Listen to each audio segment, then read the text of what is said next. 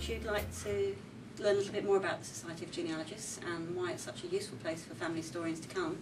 So I'm here with one of our members, Mike. Mike, tell me, when did you join the Society and why? I joined the Society in 1997. I'd started doing some family history at home. I didn't really know a lot about it. And I did a couple of courses in my local evening colleges. And I felt that I needed to know more. The Society had advertised a beginner's course, and I thought that sounded what I wanted. And so I came along, and that's how I actually started here. So you found the courses useful. Why were they helpful? Well, they were helpful because they went through in a lot more detail than I got from the local colleges, the basics, birth, deaths, marriages, the basic sources that you need to look at in putting your family history together in the early stages. Did you go on from the beginner's course to take the intermediate and the the advanced? You did all three? I did all three, ending up with a monumental piece of work on a family called Levy. Oh, that's right. You joined a study group that was part of the practical exercises That's right. classes Yeah. were doing. So what were the tutors like? How did you find those? The tutors I found were really very good. They took a lot of time in going through the basics, and I think we're encouraged to do a lot of things outside of the basic course. Like there was homework to a degree set, but in doing it, it led you nicely through the three stages, as I said, until we got to the very end, where we ended up with this monumental effort on the Levy family.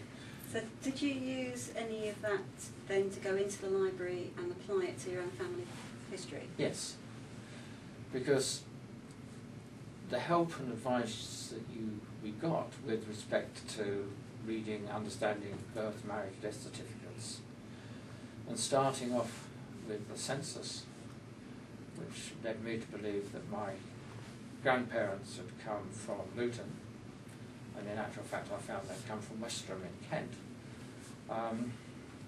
enabled me then to move from the Bedfordshire parish records, censuses, directly to go to the Kent sources, without having to go to Maidstone or anywhere else.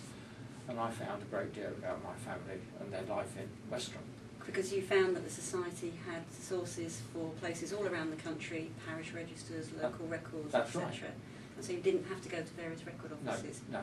So when you were in the library, did anyone help you using the library? Yes, they did. The library staff and the volunteers, which manned the counters, I found when I was beginning tremendously helpful. That you could go and ask, and they would come along and say, yes, you need to be on the Kent shelves, but you need to be, for example, looking at monumental inscriptions. And rather than wander aimlessly up and down the shelves, they would take you to the shelf and say, here's the monumental inscriptions that you want. And just as an aside, I did find the monumental inscriptions for my great-grandfather and grandmother. Oh, that's brilliant. So we had this enormous collection, and it was absolutely what you needed at that time for your family history research. Yes, it was perfect. So did the other members help you in any way? Yes, they did, because it's very much a community, you find, once you come into the Society. And once you start to talk about the problems you've got with your family history, other people are more than willing to chip in and say, well, we've had the same problem, and what you need to do is so and so, and so and so. And so everybody was very helpful with advice and encouragement to go and dig further. And it's not just in the library, but it's just sitting in the common room with other members talking things over. You realise you've got common problems, or somebody else says, well, I know something about that. So that's right. That comes up time and Yes. again. And have you used any of the other advice and help, the formal help that the members Yes, I have. I have used some of it. And where you've got a specific question, I guess the most common thing is you start to meet a stumbling block where you can't go beyond a certain time because you're not sure where to go or what to do. And those help and advice sessions in that respect are invaluable. Because we have help and advice sessions on alternate Saturdays in the library. Right. We have volunteers at the end of the telephone every Saturday and Thursday evenings answering advice problems. We answer questions by email, telephone and by mail, of course.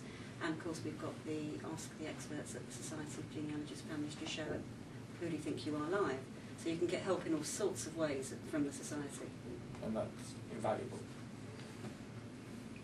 Okay. Thanks, Mike. I hope that's been really useful.